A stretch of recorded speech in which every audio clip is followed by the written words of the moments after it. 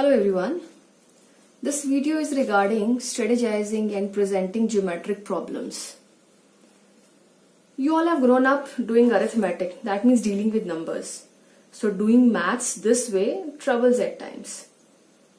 You would have noticed in your first module that calculation is not a major part of those sums. It is basically analyzing the figure and presenting your views. Anyways, if you learn to strategize them, it's a great fun doing these and an amazing feeling. First important thing is to know your concepts well when you are strategizing your geometric problems. Well, if I specifically talk about the chapter lines and angles, then the concept map is this. Okay, it's actually sum of angles around a point is 360 degree, linear pair of angles sum up to 180 degree, vertically opposite angles are equal, parallel lines and transversal, so the four angles associated with them, and exterior angle property of a triangle. So just knowing them won't do, we must know their visuals. Let's see their visuals. I'm quickly going through them again. Sum of angles around a point. So any point, the sum of all angles around it is 360 degree. Second, linear pair of angles sum up to 180 degree. Means if we have a line, then we have a straight angle at any point on it, and if a ray divides it into two parts, then these two angles are called linear pair of angles, as they are made up out of a line, that means a straight angle. So their sum will be 180 degree. Okay, but if it is already made like this, then you will not get to know whether it's a straight line or not, because we know how do we name a ray? A ray is also named like this. No? A line is named like this. So this figure can be looked like a composition of three rays. It can be OC, OA, OB. It's already drawn. We don't know how it has been drawn. So in such a case, it should be given in the question that AB is a line. AOB is a line. Okay, AB, CD, EF. Okay, if in any figure you have been given AB, then it is a line because it is passing through two midpoints. So AB, CD, EF are always lines, but AOB, CPQ, CPD, EMF, at these center points there can be a bend. So it must be given in words in the question that these are lines. Next thing is vertically opposite angles. Vertically opposite angles are always equal. In fact, if there are two lines, then these are called vertically opposite angles and they are always equal. Okay, but if in a question it is given like this, then calling them vertically opposite can trouble because they are to be line. They can be the composition of four rays. But if the same question is given like L and M, then so here it should be given in words in the question that AB and AOB and COD are lines. Okay, and here in such a case there is no need that they should be given lines, because naming anything by small letter, it only happens in case of lines. Rays and line segments are not named by small letter. So in such a case there is no need to give in words. Figure is enough to tell that these are lines. Next thing is parallel lines and transversal. This is a main concept because many questions moves around this. Many simple to complex questions framed around this. But here even I want to say that this is your basic figure for parallel lines and transversal. And in each of the 4 pairs, parallel line and transversal are used to make the angles. For example, if these are corresponding angles, so what are the 2 arms? Parallel line and transversal. Here the other parallel line and transversal. Means in each of the 4 types of angles, the pair uses transversal as the common line. Transversal as the common line. Okay, you see here.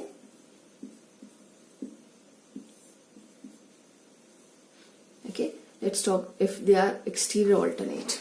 Okay, so this angle has 2 arms, this, and this angle also has 2 arms, this and this. What is the common arm there? Transversal is the common arm for both of them.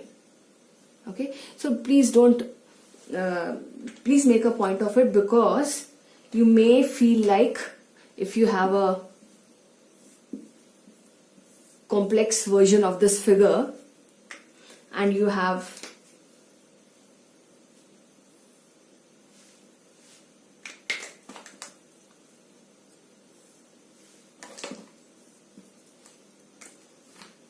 figure like this,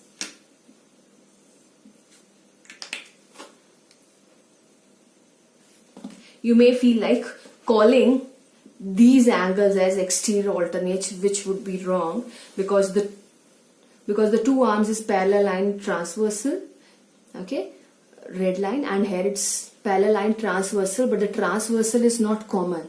So any angle which you see on the exterior direction, you cannot call them exterior alternate. They have to be on a common transversal. Okay, so in a basic figure, so whatever complex the sum is, however complex the sum is, you must look for your basic figure. Okay, if you are focusing the exterior alternate for this angle, if you have to find out the exterior alternate of this angle, then you just need to extend this line. So exterior alternate for this is gonna be this, or exterior alternate for this is gonna be this. So in this case, the parallel lines are this, and the transversal is this. And for this case, exterior alternate to this, so there is no role of this, so parallel lines are this and this.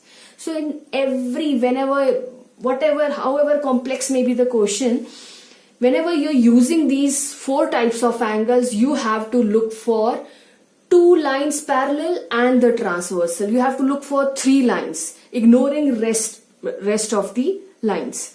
Okay. And the last concept is exterior angle property. Exterior angle property of a triangle says that the sum of 2 interior angles of a triangle is equals to the exterior opposite angles. That means if you have a triangle, then sum of 2 interior angles, maybe these 2. Okay. So sum of these 2 interior angles, x and y, is equals to the exterior angle on the opposite side. So these are the opposite, means the third end. This is the exterior. Okay. If you have this, then to make an exterior angle on the opposite corner, you just have to extend one of the line, either this or this. If you are extending this, then this is the exterior angle, and this is equals to x plus y. Okay, and if you wanna, so x, y, if you wanna extend this one, okay, then this is your exterior angle, and this is x plus y. So 2 interior angles is equals to, the sum of 2 interior angles is equals to the exterior angle. Okay, you might have done the proof of this in class 7.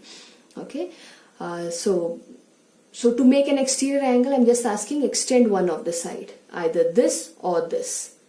Then you'll get the exterior angle, which is actually the linear pair with the third. This is how you can recognizes. So this was all about the concept. No question will go beyond this concept in this chapter.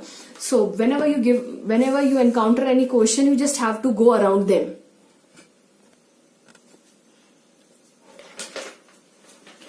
Now, and the next thing is presentation. When you know your concept well, then we have to learn to present it well.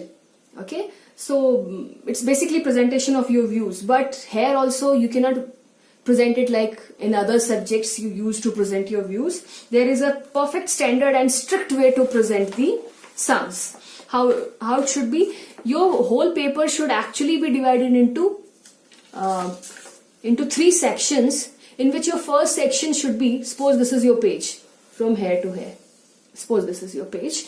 So 3/5 of this page means this much, around this much. Here you'll write your proceedings, just like this plus this is 180 and this whatever. So 3/5, then 1/5 of this page should be left blank.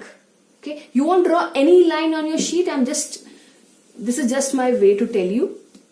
Okay, from here to here you'll write your procedure for the sum. Here you will left some space blank, and then in the 1/5 reason, this is for the 1/5 portion, this is the space for region. So I would say this is general proceeding. Sorry. This is reason, and there should be an imaginary gap. Means you must leave this gap between general proceeding and reason. Okay. Suppose this is your question now. For presentation, I have chosen this question, which was the first question of your yesterday's module also. Suppose this is a question. First thing in the question you should be given that APB and CQD are lines and PQ is also a line, which is generally will be given. If it is not and it's a 3-mark question, 4 marks, then you will say first thing the question is ambiguous, but if I take them as lines, then we can proceed like that. Okay, so here the first thing you have to find out the value of x. So how everyone strictly should do it is, here your general proceeding, x plus 44 degrees is equals to 180 degrees. You will not write it like, your first step should not be x is equals to 180 minus 44 degree and then you give some reason. Okay, the first step should be this in your notebook, and then a place here and then a reason. This places, this right hand side of your notebook is especially for reason. Okay, if you write something else else here, I'll take it as reason, and then the views can contradict, because conventionally this is meant for reasons. X plus 44 degrees is equals to 180 degrees. What is the reason? Reason is they are co-interior. Will this be enough?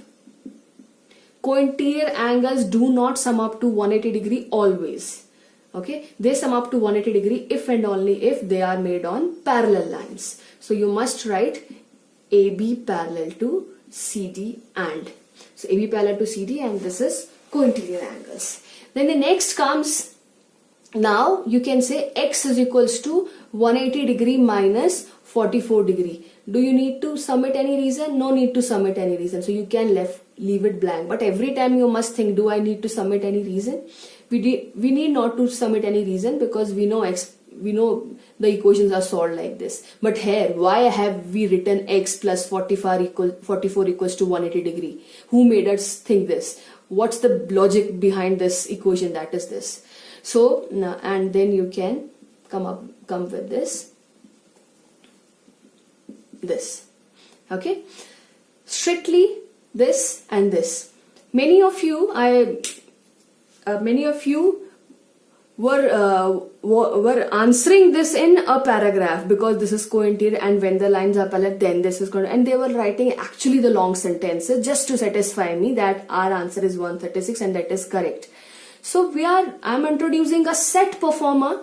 Okay, this is proceeding, this is reason. So you have written your proceeding and this reason is enough for me. No need to write very big sentences. Okay, now I'm going to take the another example. Suppose these are the questions. Here you have been given L, M, N, that means they are the lines. And you have been given 50 degree and 130 degrees and asked to find out whether there are any set of parallel lines or not. So how will you write? This is general proceeding. In the figure, 130 plus 50 degree equals to 180 degree. Do you need to give any reason here? What are you writing on your left hand side? 130 plus 50 equals to 180. So that's a true fact. This is arithmetic. No, you need not to give any reason here. Many of you were writing it as co-interior angles. They are summing up to 180 degree because they are co-interior. Right now, we don't know the lines are parallel or not. We are not given that. Okay. So, I told you before also, if you write something here, I will take it as a reason for your general proceeding here. Okay. So, this is reason and this is general proceeding. But I don't think so that this is the reason for this. 130 plus 50 equals to 180, whatever may be the situation. Okay, maybe the lines are parallel or not. No, we can make 130 degree here and suppose this is your 50 degree. They will sum up to 180. Okay, we need not to give any reason for this. So this was a mistake yesterday. So that's only because of this, because you didn't know that this is a space for general proceedings and right side it's for reason. How you should write it, like in the figure 130 plus 50 degree is equals to 180 degree. We need not to give any reason. This is simple arithmetic. Okay. Then you have to write, but these are co-interior angles. Now you will say the parallel lines are not given. These angles are co-interior whether the lines are parallel or not. But the thing is, the co-interior angles follow their property when the lines are parallel, otherwise they don't follow this property. But yes, they are co-interior angles. Okay. These two angles are co-interior angles, lines are not parallel still. So here in the figure 130 plus 50 equals to 180, but these are co-interior angles. Okay. So then you can write, you can label it as equation 1. This is just for the simple solution, or you can end it in any way. My main strict guidelines is this is proceeding and that is reason. Don't mix them up. So here, for these lines to be parallel, these must be 180. So what I have written, these are 180 but these are co-interior angles also. So both conditions satisfied, 180 also and they are co-interior also. Okay. Here, if this angle is 130 and this is 50, so they are 180 but they are not co-interior. So we cannot say the lines are parallel or not. Means by using these two angles we cannot say that. Okay. But here they are 180 and they are co-interior also. Equation 1 and therefore equation 1 and 2 implies M is parallel to N. Okay, and that is your short and sweet solution. Everything is there. Try and use simple words. Moreover, just please keep in mind one more thing, that when you are writing it, you are talking through your presentation. Okay. The thing must be in the figure 130 plus 50 degree equals to 180 degree, but these are co-interior angles. Therefore, equation 1 and equation 2 implies M parallel to N. If you can see, there is a flow of views, there is a flow of language. This must, when you read your solution, there should be similar flow of language. Another here, there is 120 plus 50, which is equals to 170. Okay. Now you can write, these are co-interior angles. They are co-interior angles, but not supplementary. Supplementary angle is another word for 180 degrees. Supplementary angle do not have any visual like linear pair of angles. It's just, you can say the English word for 180 degree is supplementary. So, but not supplementary. Therefore, P is not parallel to Q. This is a symbol for not parallelism. In the third question, you were asked, what will you have to prove if you have to prove these two lines parallel? If you have to prove any line parallel, then you must be able to prove that any of the four pair of angles which are represented by parallel lines are fulfilling their properties. So here we can say, if we have to prove these two lines parallel, we have to look for a basic figure. Basic figure completes when there is a transversal. So there is only one transversal for these two lines, which is this. So if we have to prove these two equal, then we can see one pair of these two angles here. So you simply have to write, for proving them parallel, we have to prove these two angles equal. Okay. Then here you have been asked to find out the value of x and y, and then you were asked to prove L parallel to M. Yes, this was to be proven. This was not given. So when you are finding out x, okay, so many of you found x with 50 degree, which means x is 130. Then they were writing x is equals to y.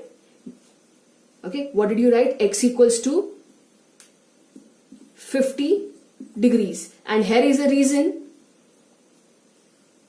Linear pair of angles. Okay, you may add here as L is line. Let's get into this habit, because for linear pair of angle it must be a line. Sorry, not L, N. N is a line. So do write it. Whenever you write linear pair and vertically opposite, please mention these are lines.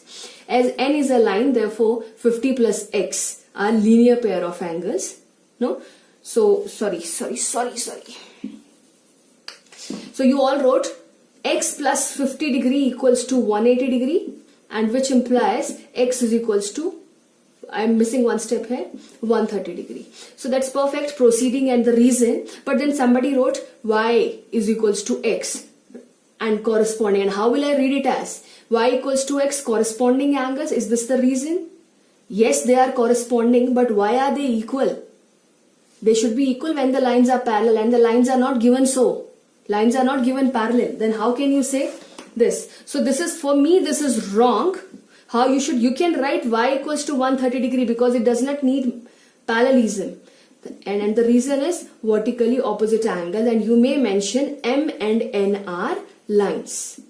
M and N are lines. So now you can say x and y, they are corresponding, but you cannot use them here as corresponding angles for proving their equality. Okay, because the parallelism was not given. So what did you write? Y, you took out x with the help of this, y with the help of this. Both of these do not need the parallelism.